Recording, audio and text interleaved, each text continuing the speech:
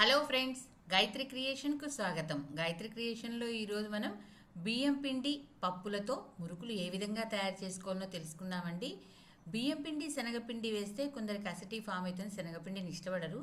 అలా చిన్నపిల్లలకు కూడా శనగపిండి బాగుండదు. కాబట్టి ఈ పప్పుల పిండితో చేసుకుంటే చాలా టేస్టీగా ఉంటుంది, క్రిస్పీగా ఉంటుంది, ఎటువంటి సైడ్ ఎఫెక్ట్స్ కూడా ఉండవు. ఇవి కూడా బాగా 10-20 రోజుల వరకు నిల్వ ఉంటాయి. మరి బియ్యం పిండి పప్పులతో మురుకులు ఏ విధంగా తయారు చేసుకోవాలో చూద్దాం. ఇది చాలా ఈజీగా చేసుకోవచ్చు, మంచి టేస్టీగా కూడా ఉంటుంది. నేను బియ్యం పిండిని తీసుకున్నాను, అలాగే పప్పులు, వాము, నూలు, తెల్ల నూలు తీసుకోవచ్చు, నల్ల నూలు తీసుకోవచ్చు, జీలకర్ర. మన ఇంట్లో ఉండే ఏదో ఒక గ్లాస్తో 2.5 గ్లాసు బియ్యం పిండి, 1 గ్లాసు పప్పులు, 2 స్పూన్ల వాము, 1 స్పూను జీలకర్ర, 2 స్పూన్ల నూలు ఇవి తీసుకున్నానండి. ఇప్పుడు ఎలా తయారు చేయాలనో చూద్దాం. ఈ పప్పులను మిక్సీ పట్టుకుందాం. ముందుగా ఒక వెడల్పాటి ప్లేటుని తీసుకొని కొద్దిగా బియ్యం పిండిని జల్లించుకుందాం ఈ ప్లేట్లో. ఇప్పుడు ఒక మిక్సీ జార్ని తీసుకొని మనం తీసుకున్న 1 గ్లాస్ పప్పులను మెత్తని పొడిలాగా చేసుకొని వద్దాం. ఏమైనా కొంచెం మళ్ళీ ఎల్లడి పట్టుకున్న మిగిలితే వాటిని కూడా మళ్ళీ మిక్సీ పట్టుకుందాం.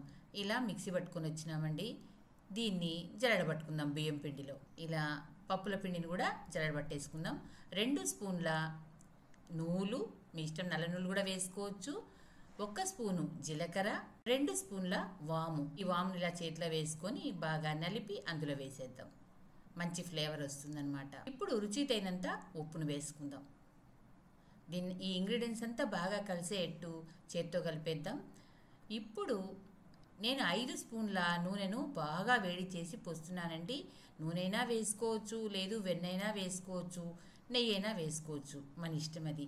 ఈ నూనె అంతా వేడివేడిగా ఉంది కాబట్టి ముందు స్పూన్తో కలిపి తర్వాత చేత్తో కలిపినానండి మొత్తం పిండి అంతా. ఎలా ఉండాలంటే మనం ఇట్లా ఉంటగడితే ఉంటలాగా ఉండాలి. అలా పొడిగా వచ్చిందనుకోండి, మనం ఇంకా పోసిన నూనె తక్కువైందని అర్థం. ఇప్పుడు కొద్దిగా నీళ్ళని పోసుకుంటూ ఇలా ఉంట చేసుకోవాలి. మరీ గట్టిగా తడుపుకోకూడదు, నూనె ఎక్కువ పీలుస్తుందని. మరీ జోరుగా తడుపుకోవద్దండి. ఇలా తడుపుకున్న తర్వాత మీడియంగా తడుపుకోవాలి. ఒక కాటన్ క్లాత్ని దీని మీద కప్పి పక్క పెట్టేద్దాం. ఒక అర్ధగంట నాననిద్దాం. మరి అర్ధగంట తర్వాత తీసి బాగా ఈ విధంగా అర్ధన చేద్దాం. మురుకుల గొట్టంలో మనకు నచ్చినటువంటి బిళ్ళను పెట్టుకొని సెట్ చేసుకుందాము.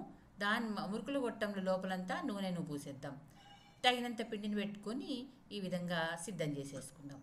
మిగిలిన పిండి పైన మనం కాటన్ క్లాత్ తడిది కప్పేసి పక్కన పెడదాం, తడి ఆరిపోకుండా. ఇప్పుడు ఒక ప్లాస్టిక్ షీట్ను తీసుకుందాం. కొద్దిగా నూనెను తీసుకొని ప్లాస్టిక్ షీట్ పైన పూసేద్దామండి. ఒక్కసారి పూస్తే చాలు, మళ్ళీ పూయక్కర్లేదు. ఈ విధంగా మనము ప్లాస్టిక్ షీట్ పైన మురుకుల్లాగా ఒత్తేసుకోవాలన్నమాట. ఎక్కువగా ఒత్తుకోవద్దండి, కొద్దిగా ఒత్తుకోండి. ఎందుకంటే మన బాణల్లో పట్టేన్ని ఎక్కువ ఒత్తుకున్నామంటే తడి ఆరిపోయి అన్నీ విరిగిపోతుందన్నమాట. మన బాణల్ని బట్టి ఒత్తుకోండి. ఈ విధంగా చుట్లు కూడా మనకి ఎన్ని కావాలనో చూసుకోండి. ఇన్నే అని కొలతేం లేదు. 1 చుట్టు వేసుకోవచ్చు, 2 చుట్లు వేసుకోవచ్చు. అది మన ఓపిక అనమాట. చిన్నపిల్ల ఉండే వాళ్ళైతే 2 చుట్లు వేసుకోండి, సరిపోతుంది. స్టవ్ వెలిగించుకొని బాణలు పెట్టుకుందాం. డీప్ ఫ్రైకి సరిపోయేంత నూనెను పోసుకుందాం. నూనె కాగిందో లేదో ఒక చిన్న పిండి ముద్దను వేద్దామండి. ఈ విధంగా పైకి వచ్చింది అంటే అది నూనె బాగా కాగిందని అర్థం. ఇప్పుడు మనము ఒత్తి పెట్టుకున్నటువంటి మురుకులను ఒకటోటిగా తీసి ఇందులో వేసుకుందాం. నేను నా బాణట్లో 4 పడతాయండి, 4 వేసుకుంటున్నాను. వేసిన వెంటనే దీన్ని టర్న్ చేయకూడదండి. ఇలా నురుగంతా పోయేంత వరకు దీన్ని టర్న్ చేయకూడదు. నురుగంతా పోతే అప్పుడు బాగా కాలినాయని అర్థం. ముందుగా మీకో మాట, నా ఛానల్లోని కథలు మరియు వంటలు మీకు నచ్చినట్టయితే ఓ లైక్ చేయండి. మీ బంధువులకు, స్నేహితులకు, తెలిసిన వాళ్లకు షేర్ చేయండి. మరిన్ని టేస్టీ వంటల కోసం, మరిన్ని మంచి కథల కోసం గాయత్రి క్రియేషన్ను సబ్స్క్రైబ్ చేసుకోండి. ఈ విధంగా కాలినటువంటి మురుకులన్నీ ఇలా పెద్ద చిల్లుల గరిటెలోకి తీసేసుకుందాం. ఏమైనా నూనె ఉంటే కూడా ఈజీగా కిందికి వెళ్ళిపోతుంది. మరి నెక్స్ట్ రెండో వాయి ఒక 4ను వేసుకుందాం. ఈ విధంగా మనము ప్లాస్టిక్ షీట్ మీద మురుకుల్లాగా ఒత్తుకోవడము, 4 5 ఇలా నూనెలో కాల్చుకోవడం, మొత్తం పిండినంతా చేసేసుకోవాలండి. అంతే అండి, ఈజీగా చేసుకోవచ్చు. ఇవి ప్లాస్టిక్ డబ్బాలో కానీ స్టీల్ డబ్బాలోనే పెట్టుకుంటే 15 రోజులు నిల్వ ఉంటుంది. స్టీల్ డబ్బాలో పెట్టుకున్నప్పుడు కింద టిష్యూ పేపర్ వేసుకోండి. ఈ విధంగా మురుకులను ఒత్తుకోవాలి, కాల్చుకోవాలి. ఈ బియ్యం పిండి పప్పులతో చేసిన మురుకులను మీరు తయారు చేసి మీకు ఎలా కుదిరిందో నాకు కామెంట్స్ రూపంలో తెలపండి. ఎంత క్రిస్పీగా ఉన్నాయి కదా ఇవి. Thank you for watching.